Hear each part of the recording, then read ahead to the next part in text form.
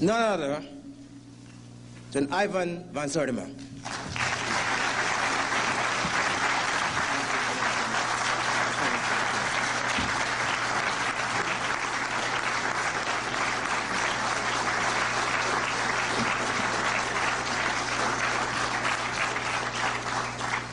I appeared before Congress on July the 7th, 1987. I'd been summoned there to give due cause why they should not refer to Columbus's accidental stumble into the Caribbean, which he thought was the backside of India, as a discovery. I remember when I entered the chamber, this gentleman, head of the Quincentenary Commission, came up to me and said, "You don't mean to say you come here to say Columbus did not discover America?" I said, "Yes." He said, "You must be mad." I said, "You look mad to me too." As a result of my presentation, Congress decided to delete the word discovery from official documents.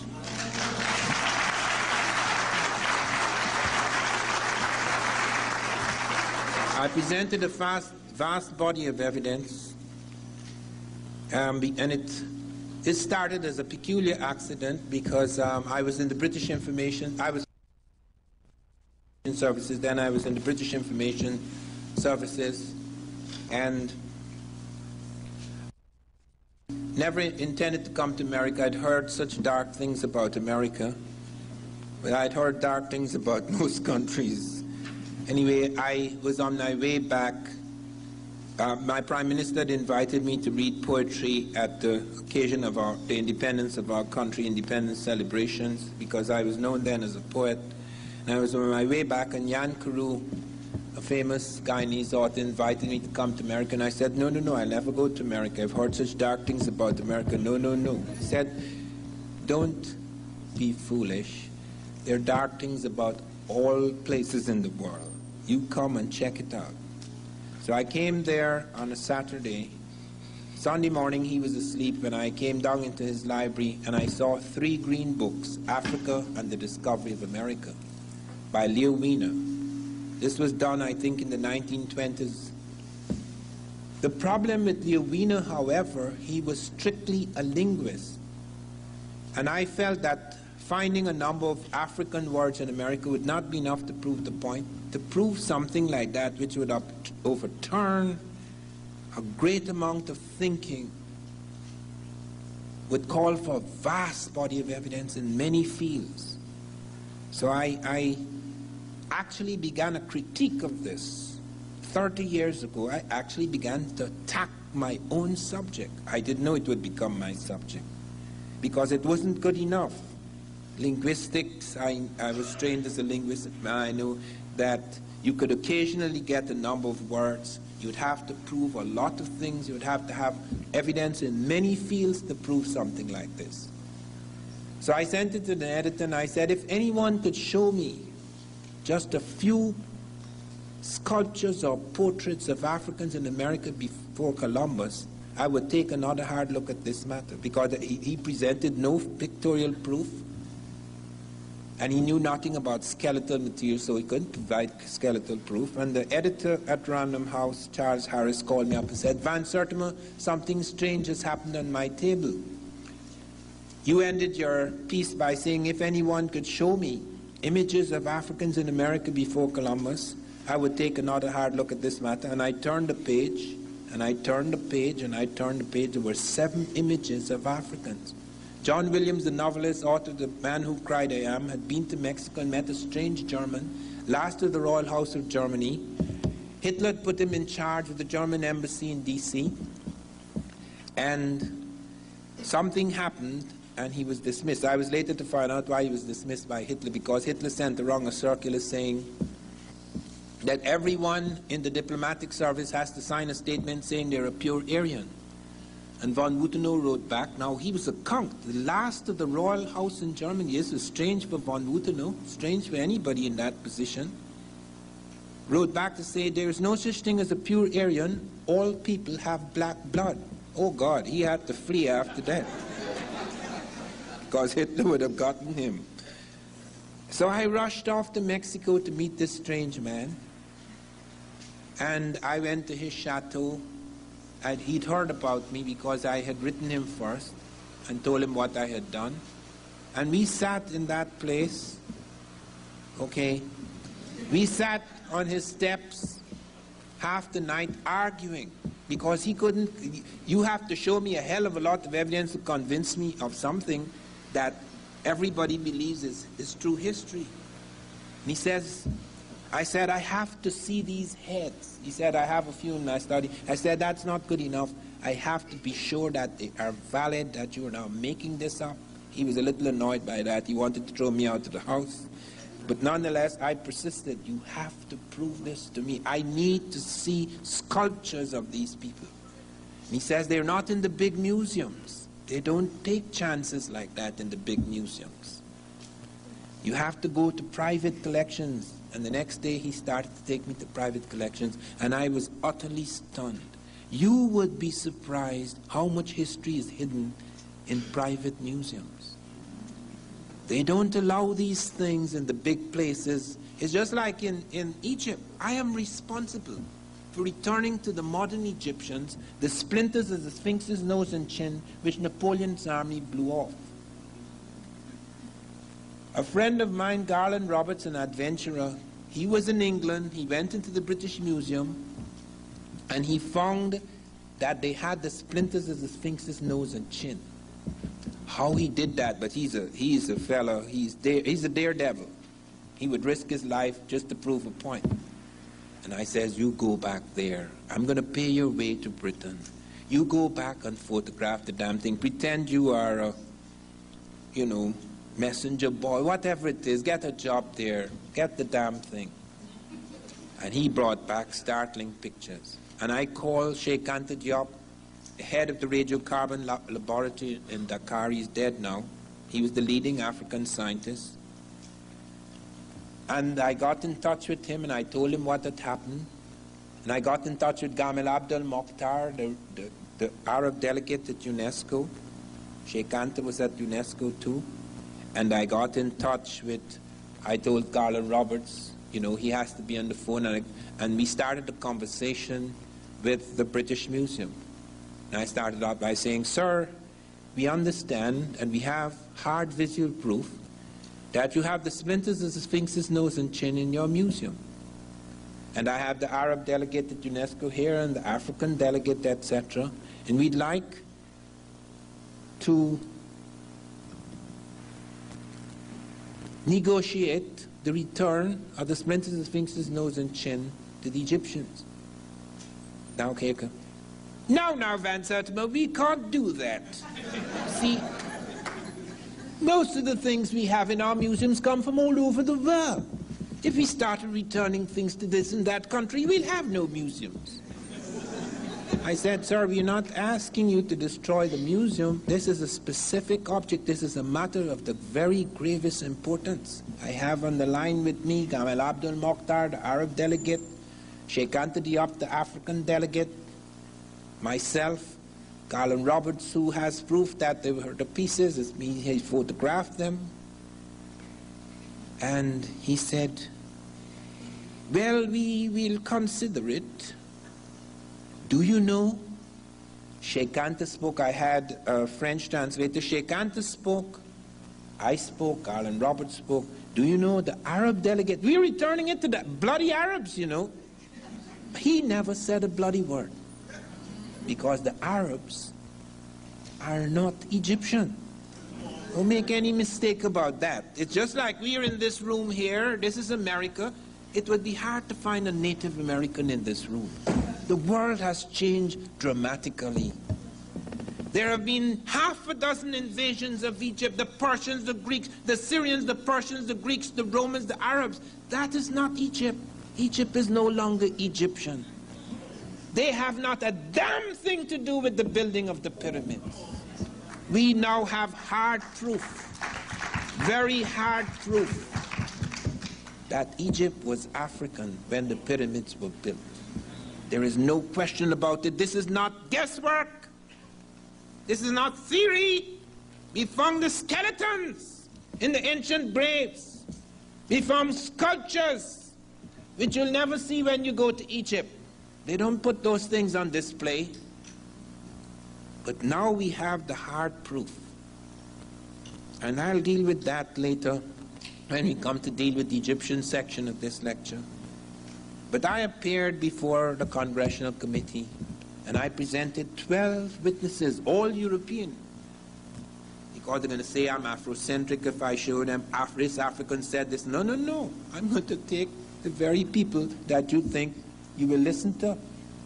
Columbus is the first person. I said, that's how I began. I'm not the first person to suggest there were Africans in America before Columbus. Christopher Columbus is the first person to say that.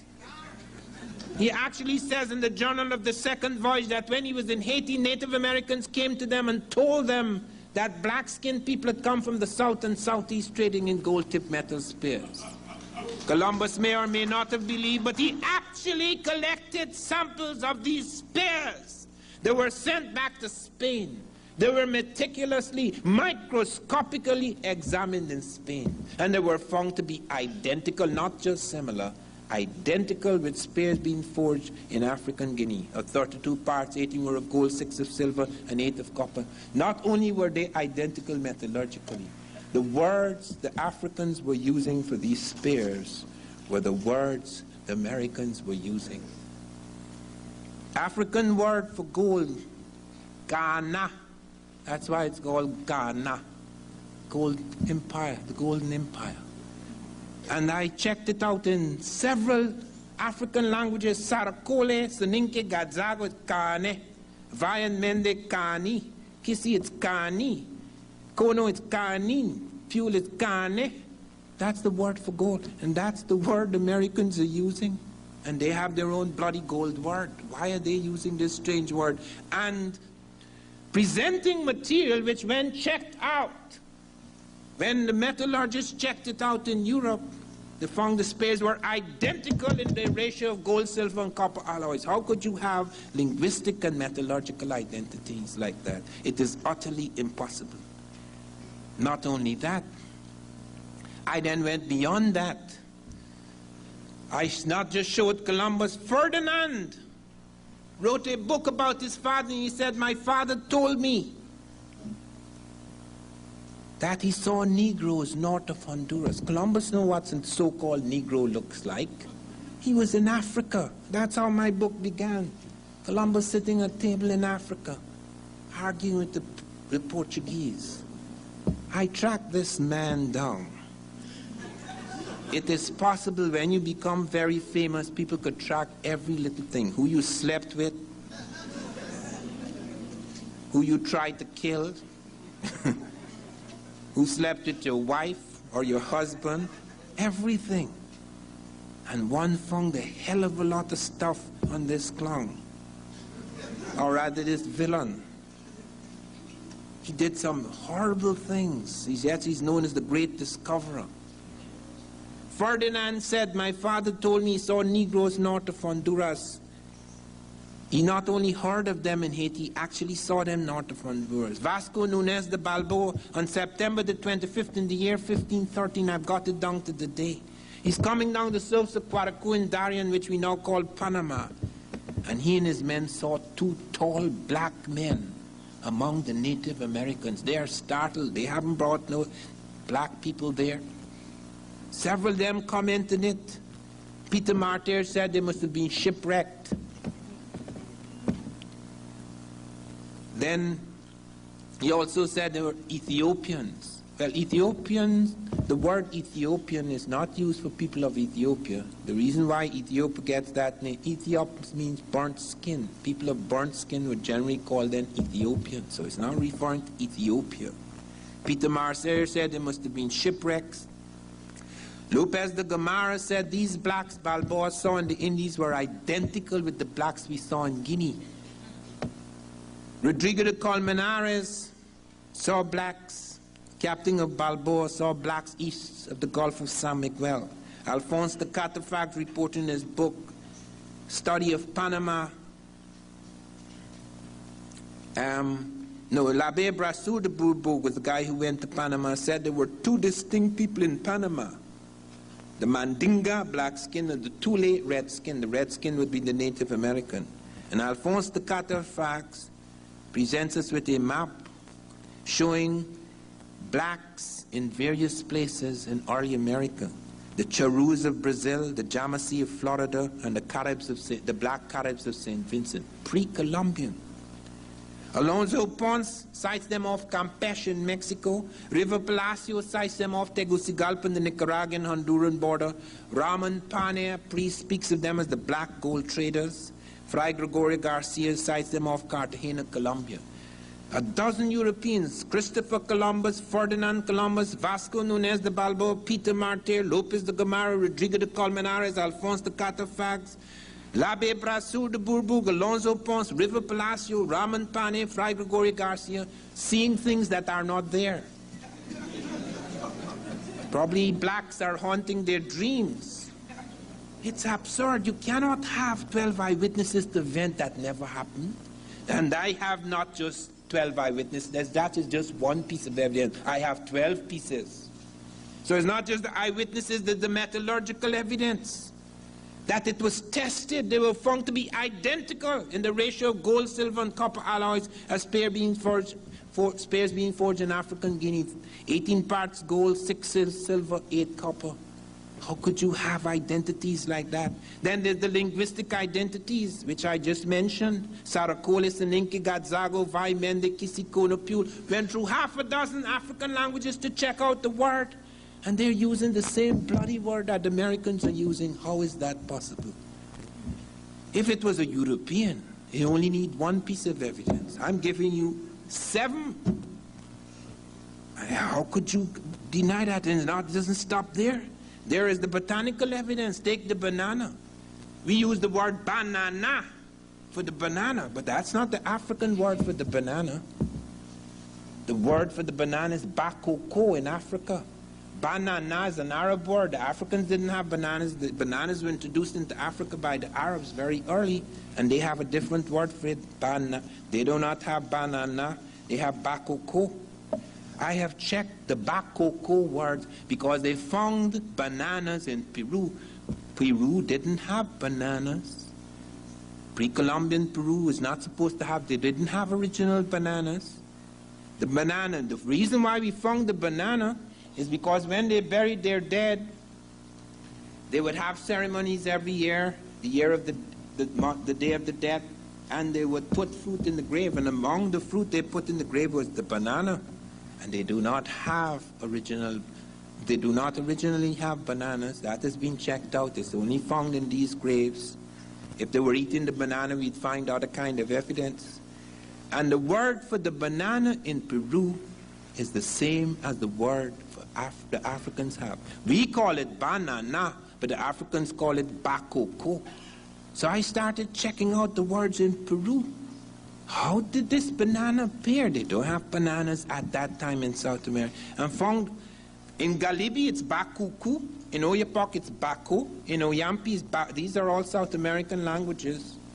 In Oyampi it's bako me, and Tupi is bako ba, because pa and pa are interchangeable plosives. And in Apiacus it's bakowa, in Puri it's baho. So you have bakoko, bakuku, bako, bako me, bako ba, baho. Can't happen unless you have a connection, a very early connection. And then comes the oceanographic evidence, because most people say, here is Africa and here is America. How could the Africans cross? They only have canoes that Tarzan can turn over in the movies. But that's another myth again. First of all, there are 2 things here that they did not take into account. I lived on the river. My father was superintendent of road and river transport over an area that was as large as Scotland and Wales. I grew up in the river. And my mother and father were divorced. That was the first divorce in our country, recorded divorce in our country. They later remarried. That was the first recorded remarriage in our country. I wouldn't advise you to do it. It doesn't work. But anyway, they did it in order to save the children, and I am grateful to them, but they suffered. But anyway, to come back, you have this knowledge. I had this knowledge of currents because I used to swim 3.5 miles across the water to the air base. That was a big thing to show how you are. You know, boys are like that. They're always playing the ass, trying to prove they're strong. Several of us drowned. So you could see what I mean by playing the fool. Anyway, I used to swim across the river, so I was extremely strong.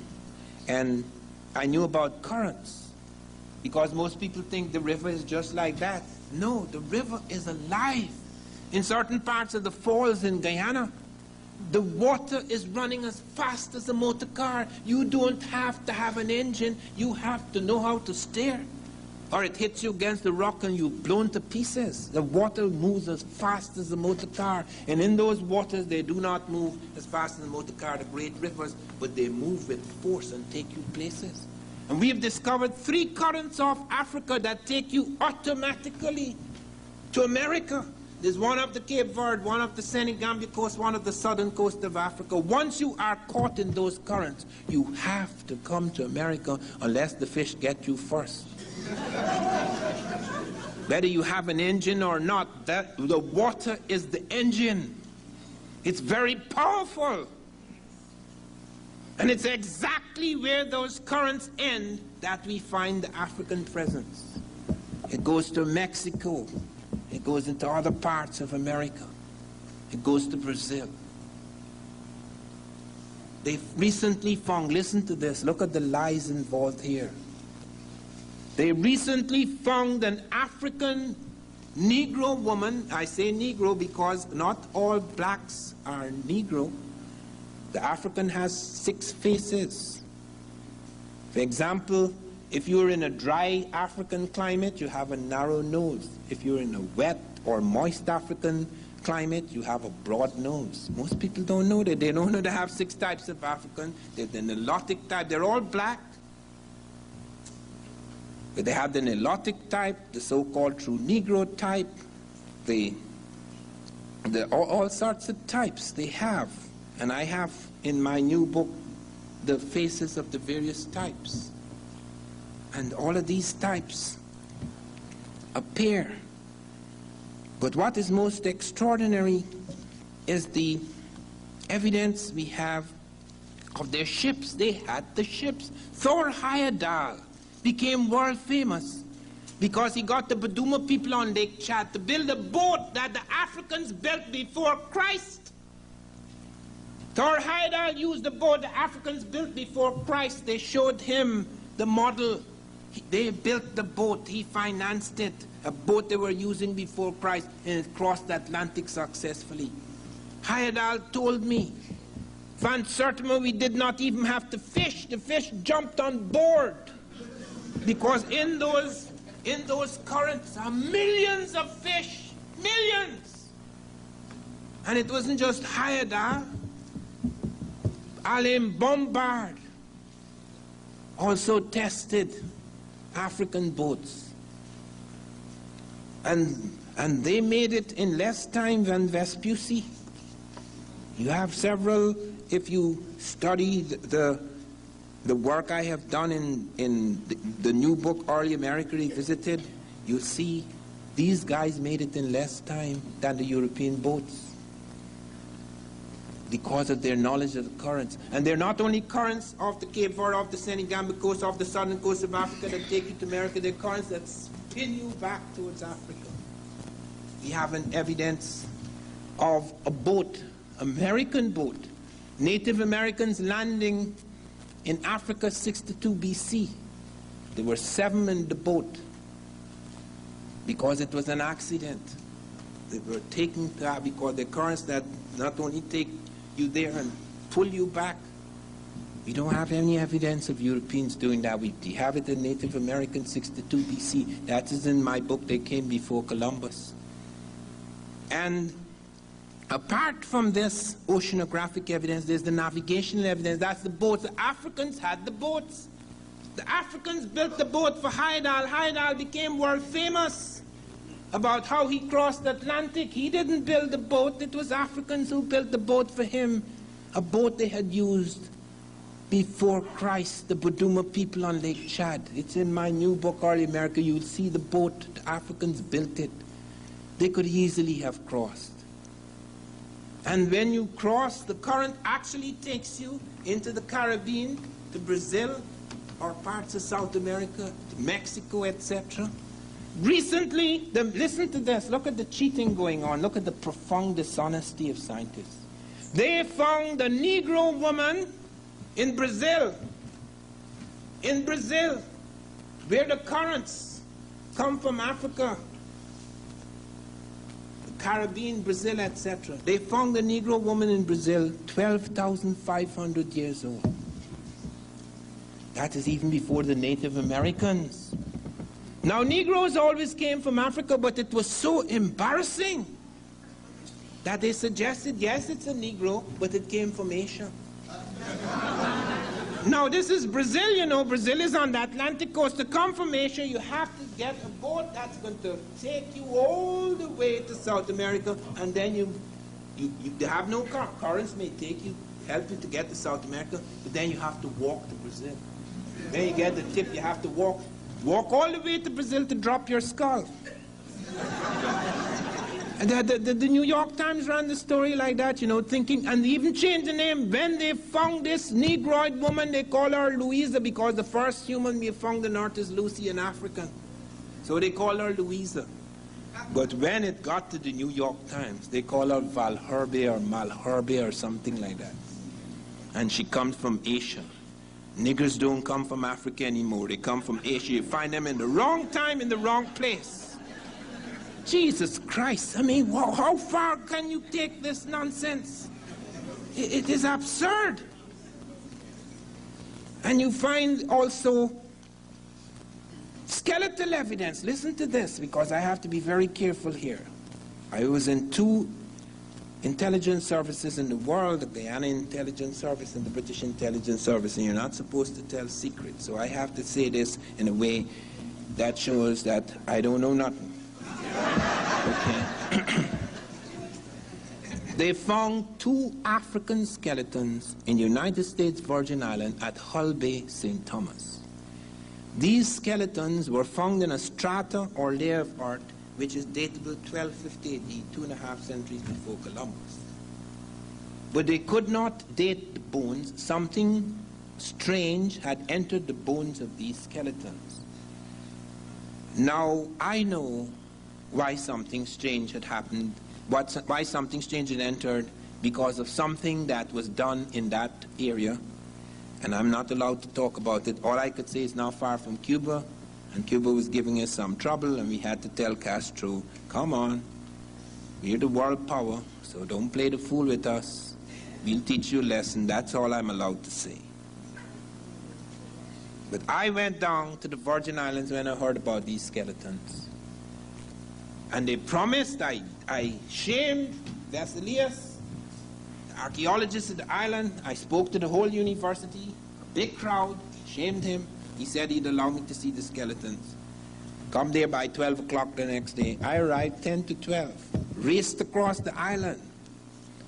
Arrived at 10 to 12. The door was locked. Well, I am a very nice person. But when I get angry, I'm not very nice. So I ran at the door, wham! Shook the place. The police came out. What are you doing here, sir? I was invited here. You know the place, don't you see the place is closed? Yes, sir, but it's very strange that it should be closed. I was invited here. I was to come here by to move along, sir, or we have to arrest you. Well, I moved along. But fortunately for me, friends on the island who'd heard of my interest, and I'd spoken to the university there, they took me to a rock pool at St. John. That was St. Thomas where they found the skeletons. They took me to a rock pool at St. John's in the Virgin Islands. And they wanted to show me carvings of tropical animals. When I saw these carvings, I said, no, that is not evidence. Those tropical animals are in both places, both Africa and America. But as I was preparing to leave, the light of the sun shone on the rock, just above the rock pool. And I looked down, and I saw a strange formation, dots and crescents. And I said, nature cannot do that. Nature cannot do that. It's because it will wash against the rock and it may cause a kind of cleavage in the rock, but it can't make perfect curves and dots, dots and curves. Cannot do that. So I went down there and I cleaned the rock and I photographed it. I sent it to various parts of the world. I sent it to Africans. So someone in Africa, in Ghana, said it's the Gainame sign, and I said, send me evidence of the Gainame sign, and he sent it to me, and I said, no, no, no. Don't waste my time, man. That doesn't look anything like the Gainame sign. But I kept taking it wrong, and eventually Dr. Barry Fell of Harvard, he's dead now, he'd written America BC. The New York Times ran 3 pages attacking me and Fell. I brought out, they came before Columbus. Barry Fell brought out America BC. He was dealing with other kinds of contacts. I was dealing with African contact. And New York Times ran 3 pages attacking me and Fell.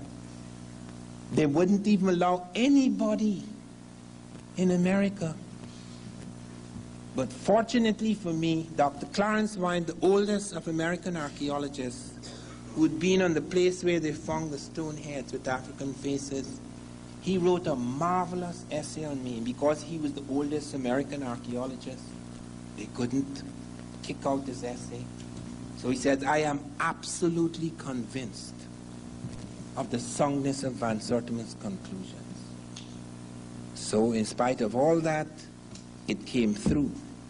But look now, the skeletons, we cannot move on. Because recently we have another clown who's entered the Virgin Islands, and he's saying now that even though they're in strata 1250 AD, these skeletons could not be,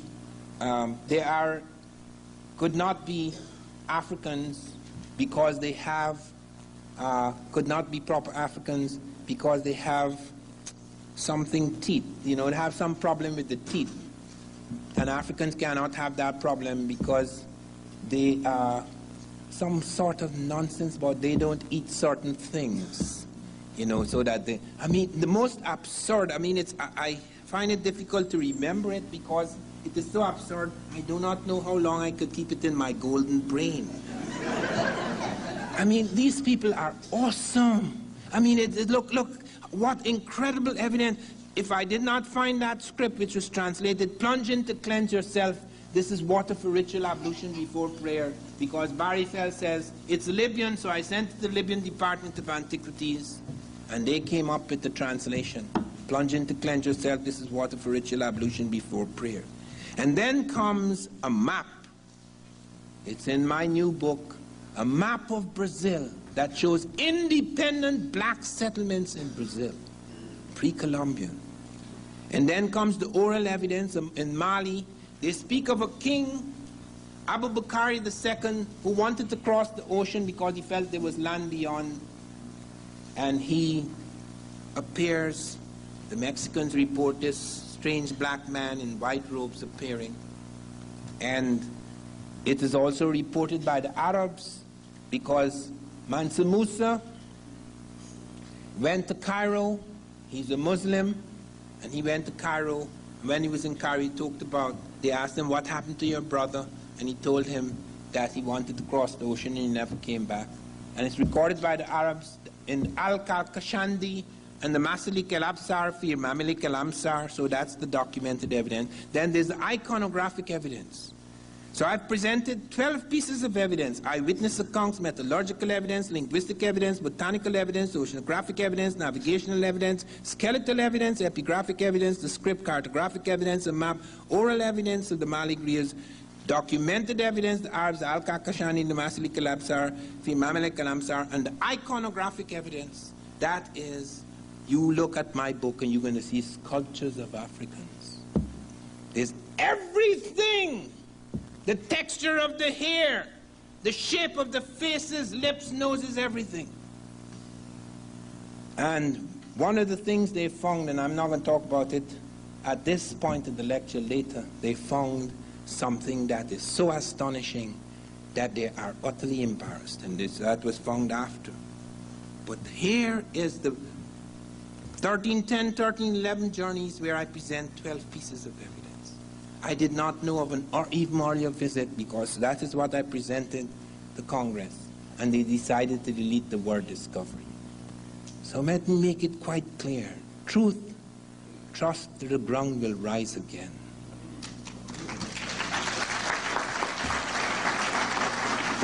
Now we come to another part of this BC, something that happened before Christ. Now, Egyptians made a journey across the Atlantic. How did they do that? Why did they do that? How do we know that they did it? Listen carefully. Do not confuse modern Egypt with ancient Egypt. These are two totally different worlds. Here we are in America, and it will be very difficult to find an American in this room. We call ourselves Americans because we are in America. We are American citizens. But there are African people here, European people perhaps, Asian people, but no Americans. I am part American, I am part Makusi Indian and part African, but it will be difficult to find an American audience that is pure American. That's why Egypt, do you go to Egypt and you said the Arab is not an Egyptian? The people who built the pyramids were not Arabs. I know, man, because I am responsible for returning to the bloody Arabs the splinters of the Sphinx's nose and chin, and the Arabs do not want to remake it because it looks Negro. But we can go into the graves. We can go into the graves and we find the hard evidence. The skeletal evidence is overwhelming. But you see, Egypt was so rich. The Africans were so extraordinary. And they were not superior people. You don't have inferior and superior people. This is what makes you superior and inferior. A certain vision of the world. A certain vision of yourself. Many of us have been destroyed, reduced, because we've been made to accept other people's vision of us.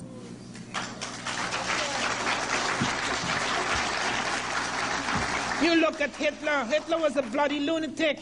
We threw him in prison in his early 20s. Hitler was walking about the prison like this. Guards bowed to him. That was an awesome person, boy. I mean, he was evil, but he was awesome. Napoleon, too. Napoleon wasn't even a Frenchman. Most people don't know that. I am destined to glorify a people I hate. Could you imagine that? That's Napoleon. I read his diaries. I am destined to glorify a people I hate. And then the one thing I regret most in my life, this is Napoleon. The one thing I regret most in my life is that I did not make Toussaint. I did not make the black Toussaint governor of Haiti. I blame it on my black wife. Do you know Napoleon was married to mulatto from the West Indies, which we would call black hair? But do you know, she was the prejudiced one, not Napoleon.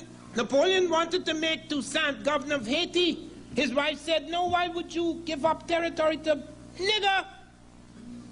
It's as crude as that. So bear in mind, here I am responsible.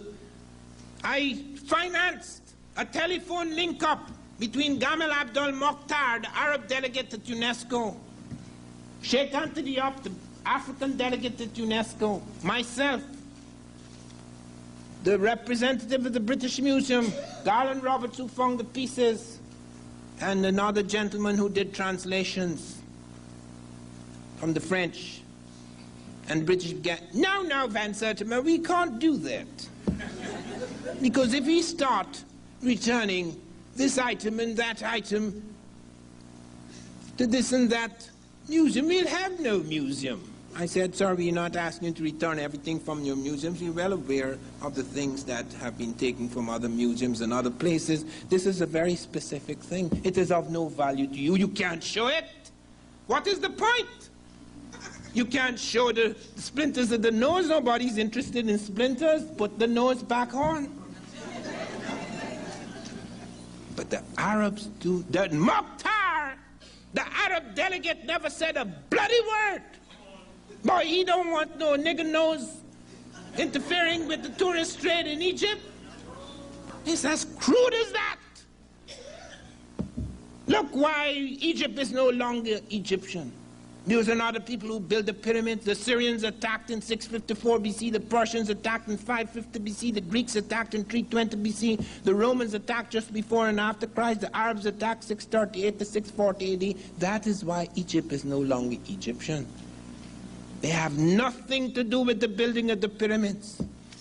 If you go back in the graves, we have found hard evidence in the graves that the Egyptians were African. Let me listen to the anthropologists, all the great anthropologists, because this is hidden. This doesn't come out in history books. The earliest human fossil found in Egypt was the skeleton of the Nazlet Kata man found near Tata, Egypt, which was dated 35,000 to 30,000 years before Christ. Regarding the racial affinity of this skeleton, Thoma concludes strong alveolar prognatism combined with fossil Prinacilis and an African skull is suggestive of Negroid morphology. He proves it's a Negro. Then comes Wendorf, 1982. Wendorf discovered the skeleton at Wadi Kubaniya, located 10 to 15 kilometers north of Aswan in Egypt. This skeleton dated approximately 20,000 years before Christ. The wide nasal aperture, lower nasal margin morphology, presence of the sulcus prinacilis, wide interorbital distance and alveolar prognatism demonstrate affinities with broad African variants. All of the great anthropologists, archaeologists, Thoma, Fehrenbach, Wendorf, Stewart, Green, Armilagus, Wrightmore, Crawford, all of them prove that those early Egyptians in the Pyramid Age were African. That's the reason why Mokhtar, the Arab delegate, doesn't want a Negro nose on the Sphinx, because they don't want to relate back. But the Germans sent me, I have it in my new book, you see a beautiful color photograph showing you what the world was 1,200 years before Christ. The black is on top of the world. He's in charge of Egypt. There's no question about it. And they built the pyramids. The Japanese came to my friend Sheikh Anta Diop, seeking advice on building a pyramid. And Sheikh Anta Diop said, do not use bronze tools. And the Japanese said, how could you say that? The last stage of the Egyptian was the Bronze Age. And he says the last age is not the best age. You cannot. The Japanese would not listen. They went there, they made such a mess, they had to throw them out. Bronze tools, the tools broke. They had to use air jack hammers in order to cut the stone, and they could not cut it, the stone the ancient blacks in Egypt did. Let me tell you, this is scientists reporting with amazement at how these Africans cut stone. The mean variation of the cutting of the stone from a straight line and from a true square is but 0.01 inch in a length of 75 inches up the face, an amount of accuracy equal to most modern opticians' straight edges of such a length. In other words, we only cut eyeglasses like that. These joints, with an area of some 35 square feet each, were not only worked as finely as this, but were cemented throughout, though the stones were brought as close as 1/500th of an inch, or in fact into contact, and the mean opening of the joint was 1/50th of an inch, yet the builders managed to fill the joint with cement, despite the great area of it, and the weight of the stone to be moved some 16 tons. To merely place such stones in exact contact at the sides would be careful work, but to do so with cement in the joints is almost impossible. This is Flinders Petrie, Our Inheritance of the Great Pyramid, London, 1874. Thus the builders of these great monoliths quarried and cut stone within 1/1000th of an inch of mathematical perfection, and raised the man-made mounting as meticulously as we cut gems.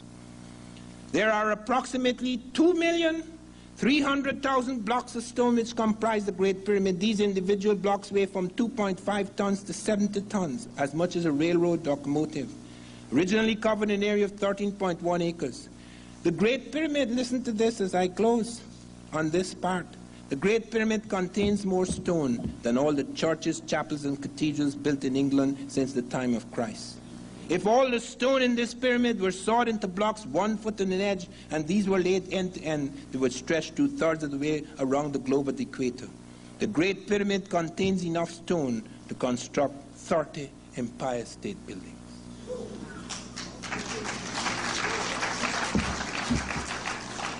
Now, if you really knew what the African was doing, most of us would not be behaving like inferiors. We'd have challenged the system long time ago. The Africans had a fixation about 7. They had a fixation about 7. They created the 7-day week. There's no such thing, you know. The Africans noticed in Egypt that there are 7 orifices in the human body. I can't mention all of them. There's 7 primary colors in the rainbow: violet, indigo, blue, green, yellow, orange, red. There's 7 notes in the musical scale. There's 7 layers of skin. There's 7 parts of the human brain. There's 7 parts of the human eye. 7 is critical in the ages of man. 7 is the age of reason. 14, 7 years later, puberty. 21, 7 years later, maturation. 7, 7, 7, 7, 7. That is why they created the 7 deadly sins. Christ was in Egypt. He's not an Egyptian, he's a Jew. He was born in Jerusalem, but he went to Egypt. Read Hosea, out of Egypt shall I call my son. He was brought back to Jerusalem, where he was crucified. 7 deadly sins, 7 cardinal virtues, 7 days of the week. That's, the Africans created the 7-day week. There's no such thing. 7, 7, 7, 7, 7. And then they sent out 7 ships across the water. Now they had intimate interconnections with the rest of Africa. We have found evidence of that. Lady Lugard reports a visit of Egyptian pharaohs to Hausaland. We have found, and here is where Diop was very helpful to me. Diop and Obenga. Obenga 2 weeks ago introduced me to an audience in California. Obenga is the most remarkable African scholar in the world at the moment. Sheikh Anta Diop was before, but he died. And I managed to make contact with these gentlemen. Sheikh Anta and I had a nice quarrel about tobacco, because Sheikh Anta was the only African who was allowed to examine mummies in a certain part of Egypt, and he found tobacco in this mummy, and I was explaining to him that the Africans have their tobacco, the Americans have their tobacco, and I was pointing out that certain distinctions could be made between the two tobaccos, and that in my book they're using the same term, and I explained why they're using the same term, because of a certain kind of pre-Columbian contact, but that it's not the same tobacco. Well, Diop surrendered, and that he was a most remarkable man. I want to dedicate this lecture to him because he had the most profound impact on so many of us. We invited him to the Nile Valley Conference, and his plane crashed. He didn't die, and he had to be rushed from the burning plane, and I told him, do not come by plane the next time. You are to go and visit your wife in France, and then you're to do overland, and then you're to take another kind of ship, but do not let it be known where you're moving. Okay, we are not to talk on the telephone. You had to be very careful about that. Diop came to Atlanta. That was a marvelous occasion. He was the most remarkable man I have ever met. And we had these marvelous conversations, etc. But I knew he would die soon, because like John Clark, I noticed it with him too. They do not pay attention to what they're eating. After you get 60, you have to pay close attention to what you're eating. You can't just eat any old thing, because it dies there, and it's not buried easily. So be very careful. I'm 65, and I know. I exercise every day. Okay, and that's what saved my life last year. I was rushed to hospital last year, and these crooks in the hospital, they want to make money because they know Rutgers pays most of the bill, so they want to make money. Not telling they have all sorts of things on my heart. I said, there's nothing wrong with my heart. Yes, they have all these sorts of things on my heart. 3 days in the hospital, and I don't know what's happening. So I got really mad, and when I get mad, I get real mad. I grew up in the bush. And when I get mad, I behave like a bushman. I mean, all the civilized cover, that disappears completely. I just curse, smash up things, etc. And so they came, held me down. I said, I want to leave right now. They said, but you can't leave, you know, you're very ill. Something wrong with your heart. I said, there's nothing wrong with my heart. He said, well, if you leave now, you have to pay the bill. I said, well, I've only been here 3 days. Yes, but your bill is $5,500. I say, well, I'll stay.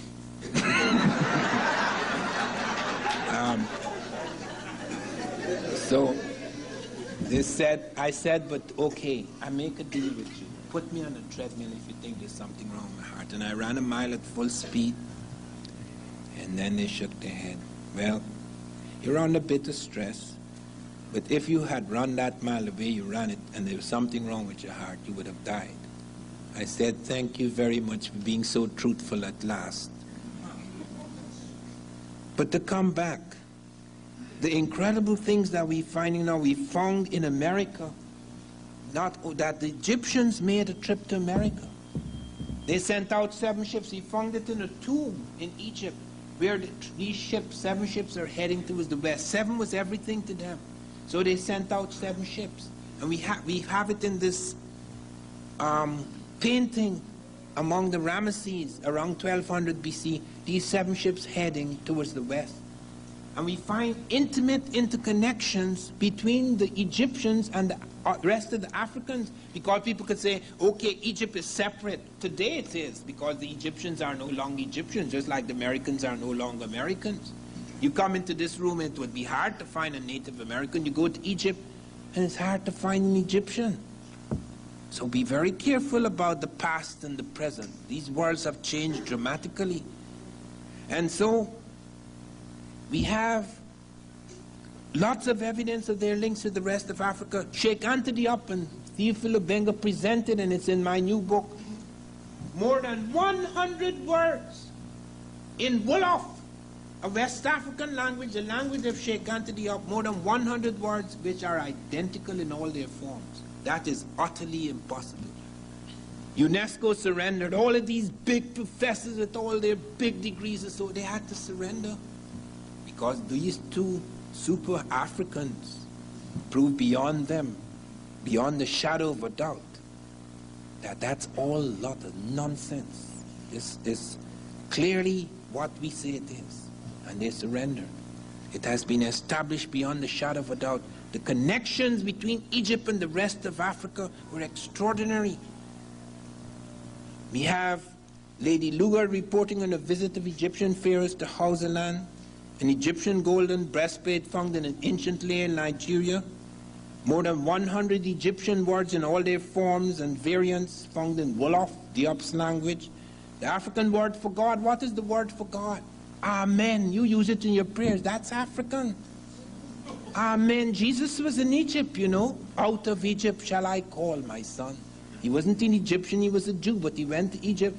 He was smuggled out by his uncle because they were killing off the firstborn. That's how Jesus landed up in Egypt.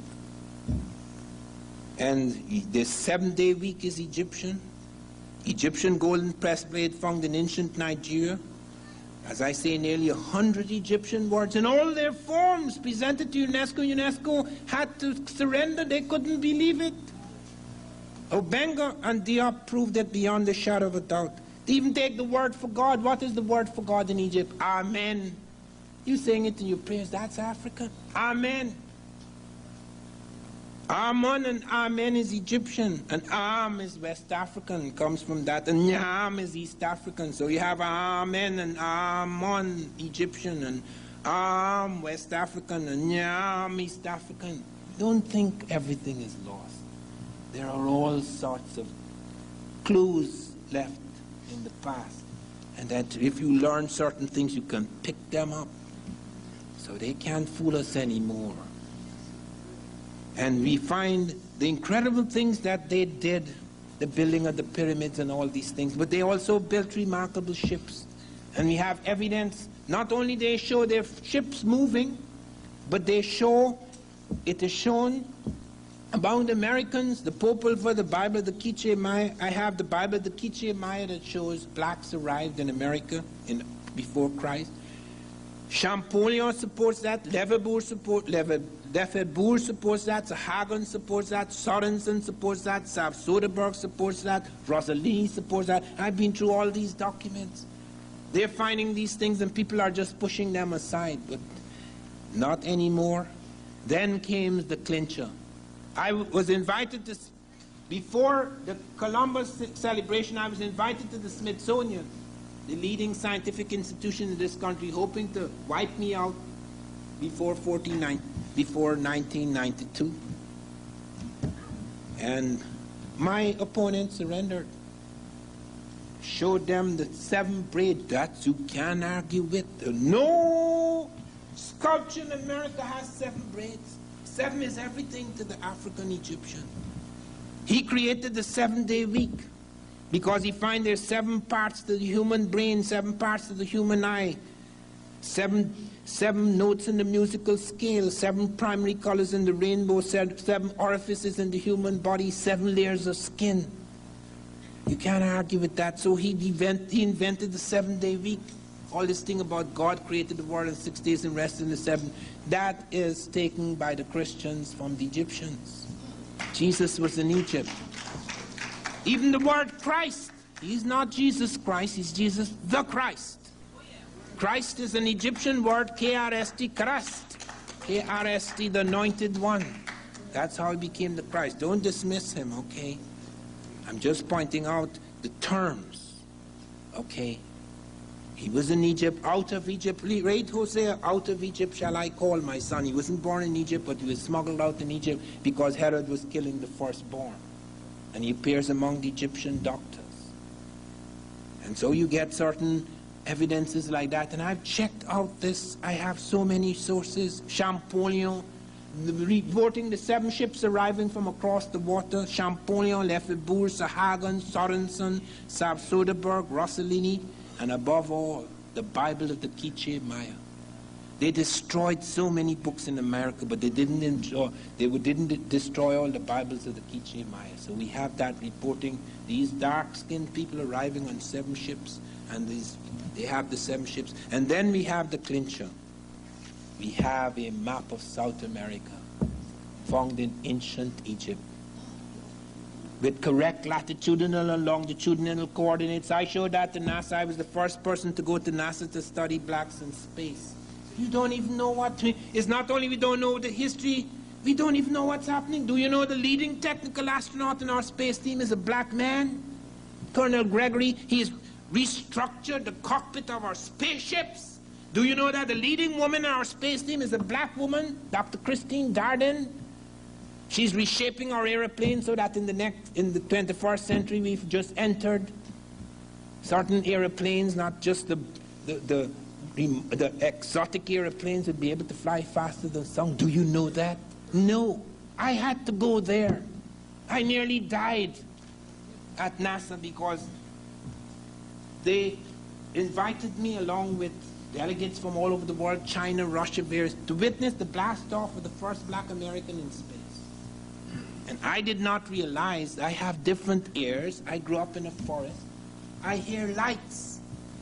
I thought everybody heard lights. You have to hear differently in the forest. Because snakes, you can't see snakes. Snakes take on the color of trees and foliage. Therefore, you have to hear that when he starts. You have to hear that. Are you dead? I didn't know I had different ears. I thought everybody heard lights. I'm standing, these Russian and Chinese delegates, and I'm standing, it's 5.5 miles away from the spaceship. This is an awesome thing. It's bigger than a house. And we're going to shoot it off into space. And they start the countdown, and they stop. Something wrong. And I start looking nervously. How could something be wrong? You know, a big thing like that with all this incredible thing, if it explodes, what would happen? Then they start the countdown again. The 3rd time they start the countdown, you had this tremendous noise, and I fell over because my ears, blood came out of my ears. because I hear differently from urban people. I grew up in a jungle. I hear different. So that really startled the hell out of me. I never went back to NASA after that. But I'd learned enough about it. It's in the book Blacks in Science, Ancient and Modern. You see me with the leading technical astronaut, etc. And you would be amazed what blacks are doing in this country, totally unknown. Bell Labs employs more than 1,000 black scientists. They created the transoceanic cable. They were major in that development. They're reshaping our airplanes. They remade the cockpit of the space shuttle. You never hear about that. If a black commits a crime, yeah, that's news. But when he does something extraordinary, oh my God, no, there's something mistaken here. It's like the New York Times calling the black Val Herbe, so nobody would think it's a black. Now they're saying this Negro they found in Brazil came from Asia. Could you imagine that? She's going to take a ship all the way to the edge of South America and walk all the way up to Brazil, because there are no currents of taking off, walk all the way to Brazil to drop her bloody skull.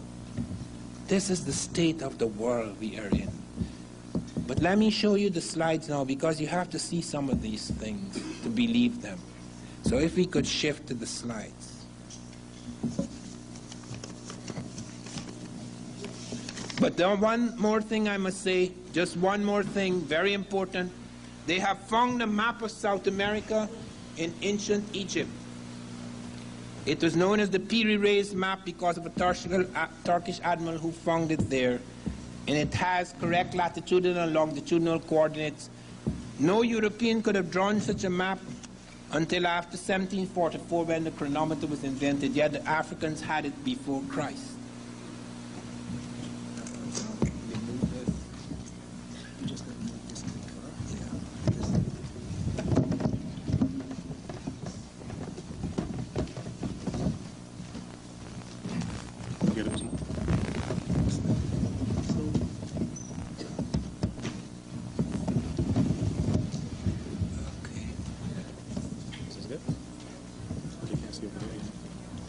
Oh, they can't see it. I could put it over here.